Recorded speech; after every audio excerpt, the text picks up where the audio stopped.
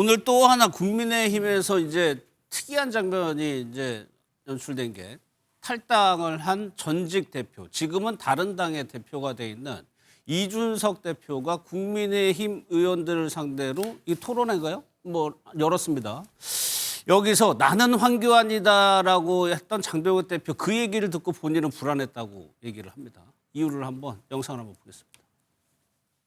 이 모든 것이 이재명 한 사람 때문입니다. 여러분, 전쟁입니다. 우리가 황교안입니다. 뭉쳐서 싸웁시다. 우리가 황교안이다를 외칠 때부터 약간 불안했습니다. 뭐냐면 황교안 대표를 탄핵 이후에 전국에서 같은 고민, 같은 판단을 하실 것 같습니다. 제 생각에는. 밖으론 통합을 얘기할 겁니다. 그런데 자신의 잠재적 경쟁자가 될 만한 사람들 빼고 나머지를 다 통합하는 식으로 가겠다고 하실 게 거의 명확하고요. 그거는 선악의 문제가 아닙니다. 전략적인 선택인 것이고요. 참 공교롭게도 저 자리를 이제 주최한 게 대안과 미래라는 국민의힘 이제 모임인데 여기도 권 의원님이 또 중요한 역할을 하고 계시죠. 저 발언이요. 저래가지고 본인은 불안했다고 얘기하거든. 지금 느끼는 건데 조금 전에 의총에 장 대표가 얘기한 거하고 좀 더 전 얘기죠. 전 상황이라고 좀 보고 있는 거거든요.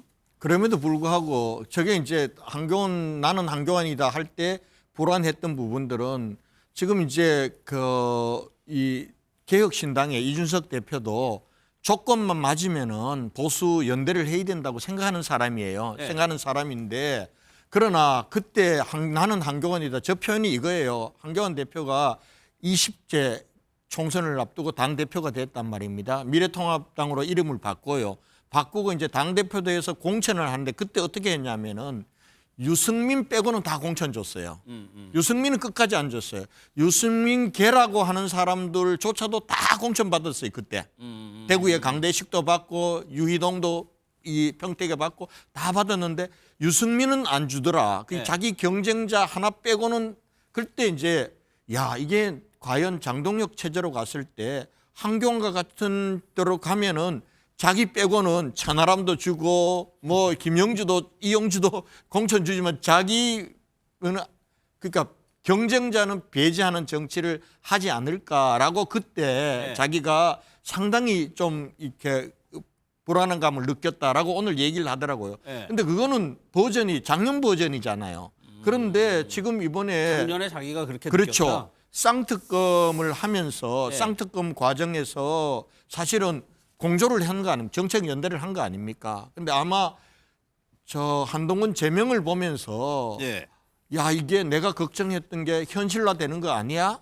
이런 생각을 오늘 우리하고 토론회를 하면서 털어놨다라고 보고요. 근데 아마 그렇다고 해가지고 저 이 국민의힘하고 전혀 연대하게 하지 않겠다 이런 건 아니었어요. 조금 조건을 걸었어요. 아마 조건이 그 있죠. 조건도 네. 또 우리가 상식적으로 생각하는 그런 조건입니다. 지금 했던 얘기 또 그 조건일 네, 거 맞아요. 아니에요. 그죠? 네. 그거. 저는 네. 저 부분에서 이제 이준석 대표가 우리 당의 대표를 하다가 결국 윤석열 대통령과의 이제 갈등 속에서 사실상 쫓겨나다시피 예. 당을 나갔잖아요.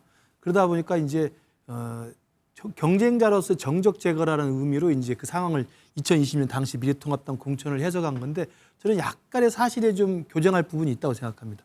왜냐하면 그때 20대 미래통합당을 만들어서 공천을 주는 과정에 이 박형준 지금 부산시장이 주도했던 혁신과 통합 추진위원회가 있어요. 혁통추라고. 예. 제가 거기 혁통추 위원으로 참여를 했었어요.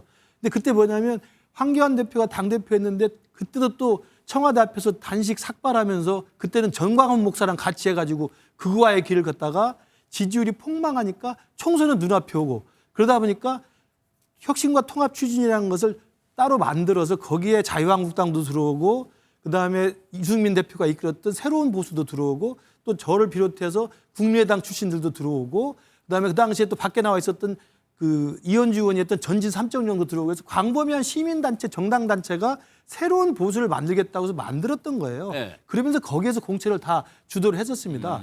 그러면서 사실은 황교안 대표가 나서서 유승민을 잘랐다기보다는 제가 기억하는 바로는 그때 그 새로운 보수를 만든다는 의미에서의 미래통합당을 만드는 과정에서 창당 과정에서 유승민 대표가 스스로 불출마 선언을 합니다. 예. 불출마 선언을 하는 게 제 기억에 2020년 2월 달이에요. 그러니까 이미 공천 작업이 진행되기 전부터 퇴로를 열어주려는 희생일 수도 있겠지만 나는 출마 안 한다. 21대 2020년 선거에는 안 한다. 라고 하면서 새로운 보수에서 들어온 대거 유승민 계열의 후보들은 공천을 대부분 받았죠. 그러니까 저는 저게 이준석 대표 중심으로 해석한 거라고 생각이 들어요. 그러니까 그 과정에서 예, 물론 예. 그렇게 해석될 여지는 있었겠지만 사실관계는 좀 제가 다르다는 말씀을 교정을 예. 드립니다.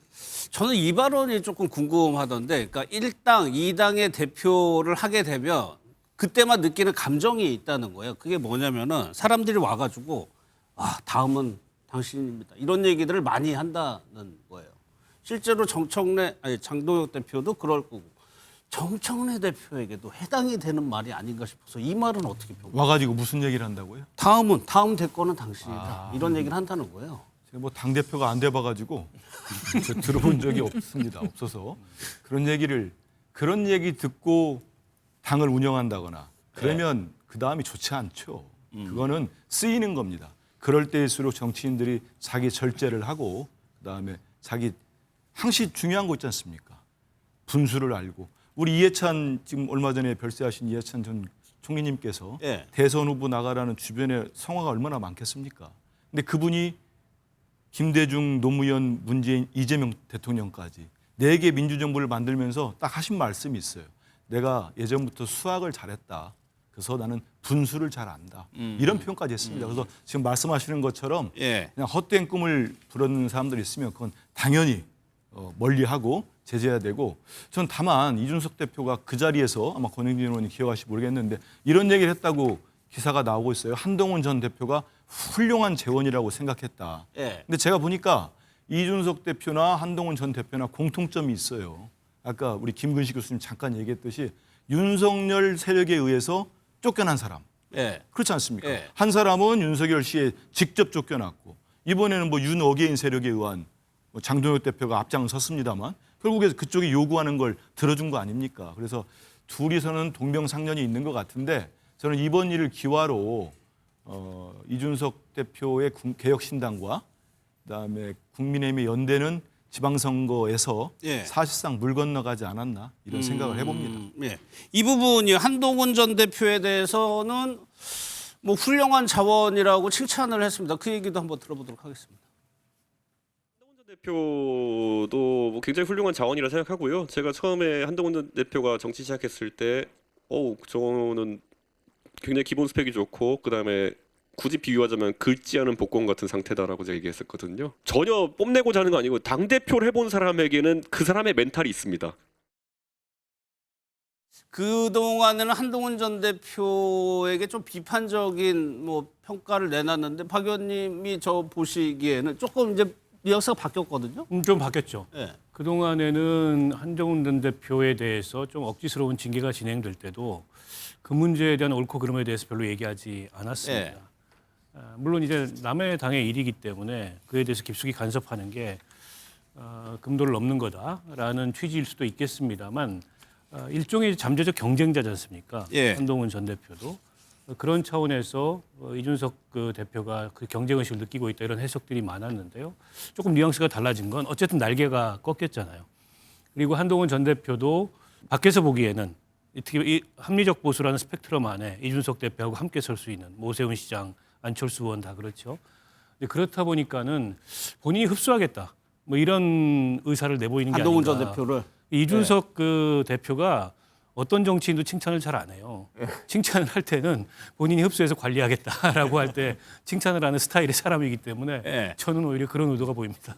한동훈 전 대표가 이제 제명이 됐으니까 매면상으로는 연대라든가 같이 하지만은 데려오겠다는. 아니 그게 생각이에요? 한동훈 전 대표가 아니더라도 그 네. 지지층이 있잖아요. 아. 그 지지층을 염두에 두고서 일종의 전략적 발언을 하는 거라고 봅니다. 여기에 대해서 김근식 시장님 어떻게 생각하세요? 저는 일단 바깥에서 새로운 이 진짜 보수를 재건할 수 있는 중요한 두 자원이죠. 예. 저는 사실은 저런 맥락에서 우리 대안과 미래도 중심이 되고 또 개혁과 혁신을 바라는 우리 당의 합리적 보수 세력들이 그렇게 마음을 열고 자기를 주장하기보다는 힘을 합쳐가지고 새로운 노력을 해야 한다고 봅니다. 그 과정에서 제가 한동훈 대표에게도 꼭 부탁을 드리고 싶은 게 토크 콘서트 할 게 아니고 지금은 제명 사태로 인한 한동훈을 살리기냐 죽이기냐라고는 장안대전이라는 특정 개인의 싸움이 아니라 예. 진짜 이 당이 이러다간 다 망한다.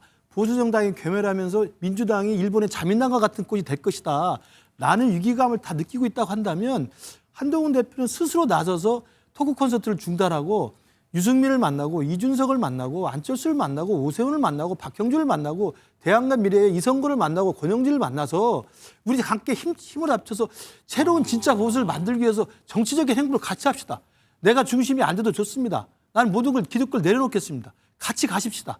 라는 원탁회의를 주장해야 돼요. 제가 힘이 없어서 그 주장을 못하는데 방송에서라도 하고 싶습니다. 그런 맥락에서 저는 이준석 대표는 그런 맥락이라면 같이 갈 수 있는 거죠.